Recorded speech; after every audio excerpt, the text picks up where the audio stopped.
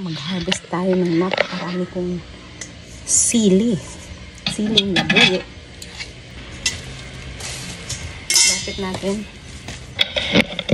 Isang puno lang yan pero hindi ko siya kayang kainin sa sobrang dami.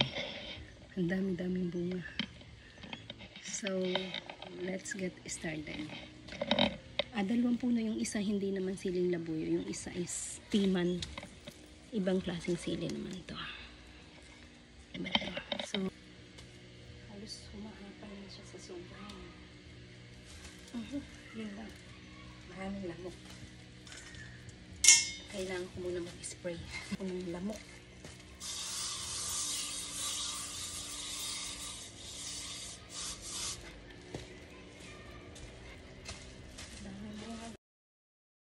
Lagay ko, baka last harvest ko na to.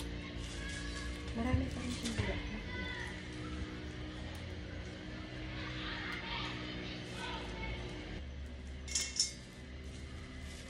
Diba? Yan. Dapat magluto ako ng ano.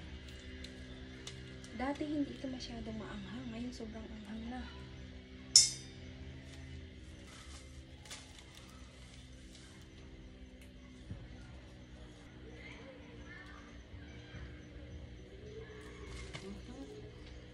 Talagang ayaw kong hintuan ng lamok hanggat hindi siya nakakakagat.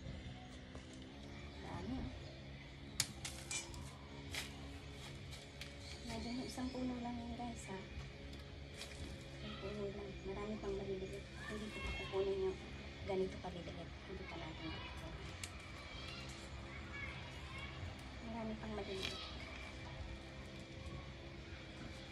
Doon sa kabila ang dami.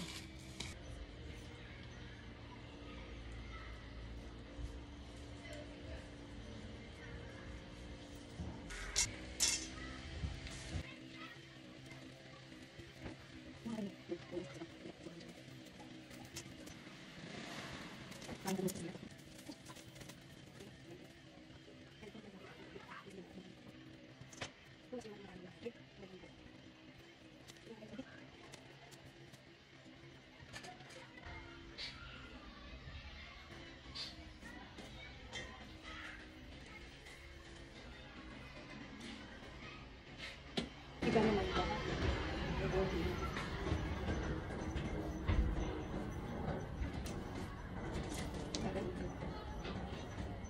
Nalibay ng puno siya. Yung isa, yung siling haba at saka tiba naman.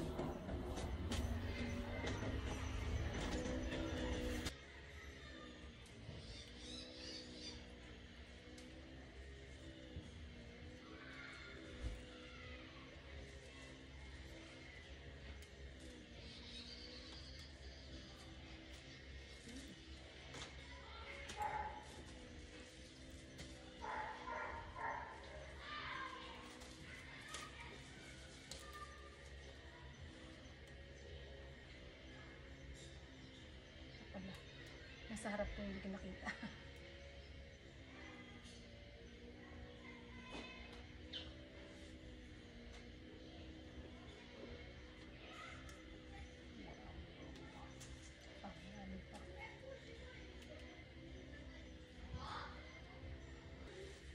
So, ano ba natin ito guys?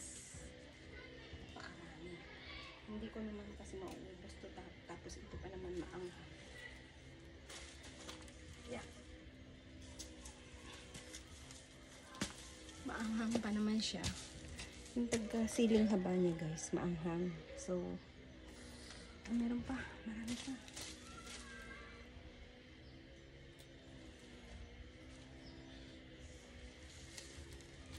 So, tingnan nyo guys. Na ano ko to. And yung aking sitaw. May sitaw dito. Where is my bunting?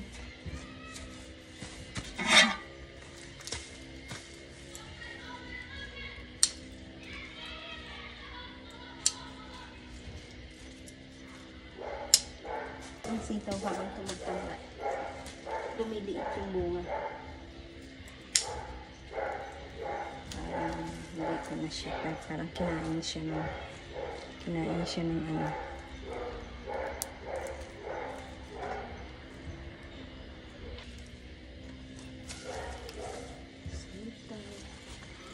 Maliit lang yung garden ko guys, pero nakikinabang ako kahit pa paano sa konti-konting bunga.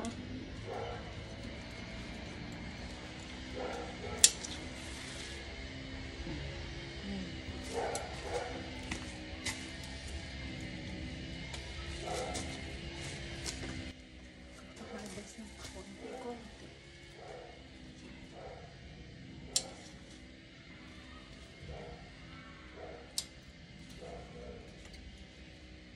Pakunti-kunti akong sita.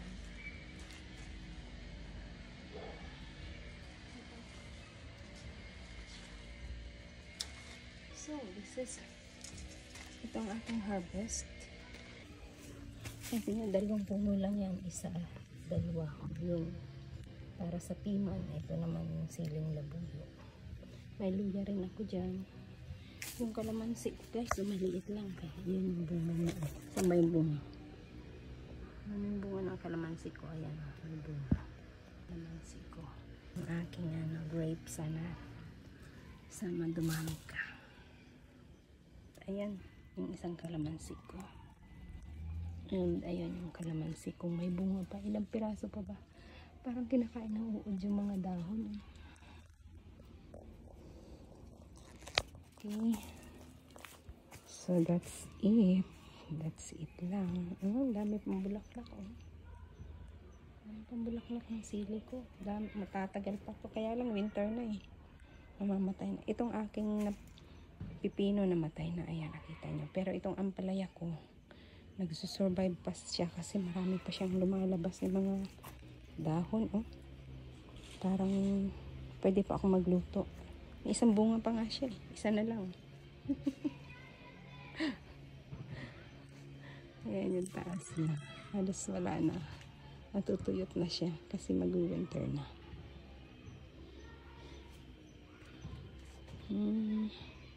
Yun yung aking maliit na kamutihan. Napapakinabangan ko na yan guys. Napapakinabangan ko na ang talbos niyan. Talbos ng kamuti na yan. Marami ng tatlong luto na ako. 2 luto ako dito sa bahay. Then, one time, nagdala ako sa simbahan. Tuwang-tuwa yung Filipino community. Kasi, hindi ka makakabili dito ng talbos ng kamote sa supermarket. Kaya tuwang-tuwa sila sa akin. Maliit lang yung garden ko. Napakaliit lang, guys. Uy! Bubulaklak itong aking Sana magbunga ka. Pepper na malaki. Sana matuluyan, magtuloy-tuloy. Yung isa din, ito bell pepper din to, nagpupulaklak. Ay, very nice. So, yan lang yung aking garden, guys. Kunting garden. Ito yung mga milk ko. Ito yung sa spaghetti. Yung garnish. Dami rin siyang namatay na siya kasi winter pero buhay pa yan. Mint ito. Ayan. Herb buena. Bango. Bango. Ang bilis So yan lang yung garden ko guys, di ba? Yung aking sitaw na dwarf kasi itong sitaw ko. Japan na sitaw. Ayan guys, may bulaklak pa rin siya. Bubunga pa rin siya. Kung hindi pa masyadong lalamig. May luya ako doon. Isa lang. Ito sibuyas to. Dito guys, yung ating na-harvest sa aking maliit na garden. Diba? Napakaraming sili. 2 klase kasi yung puno ko ng sili. Itong yung piman ang tawag namin dito. Bell pepper na medyo pahaba. Kasi may bell pepper na bilog, diba? Kumbaga, old na yung puno niya. Ito parang hindi na to pwede. Old na kasi yung puno niya kaya hindi na siya malalaki. Nung una yan, ang lalaki ng bunga. Pero yan, hindi nagbabago ang lasa. Hindi.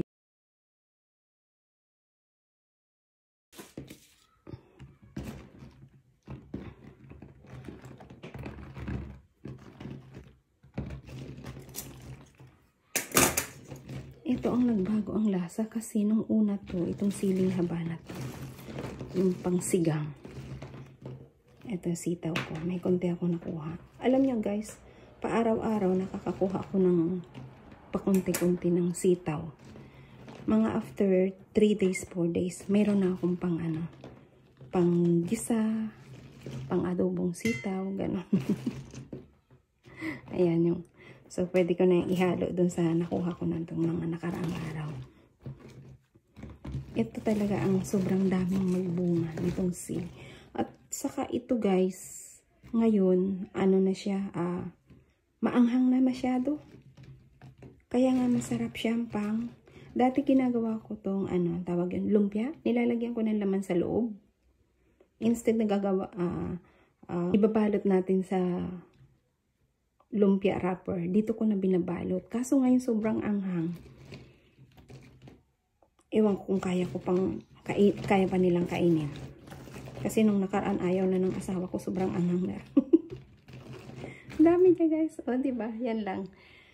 Isang puno lang ang puno ko nito. Isa din lang ang puno ko nito. Sobrang tubong-tubo na ako sa kanila. Itong sitaw ko, 2 puno yan. Pakunti-kunti lang talaga siya At saka Japanese sitaw ito, hindi talaga siya mahaba ng mahabang-mahaba. Ito na ang pinakamahaba niyan.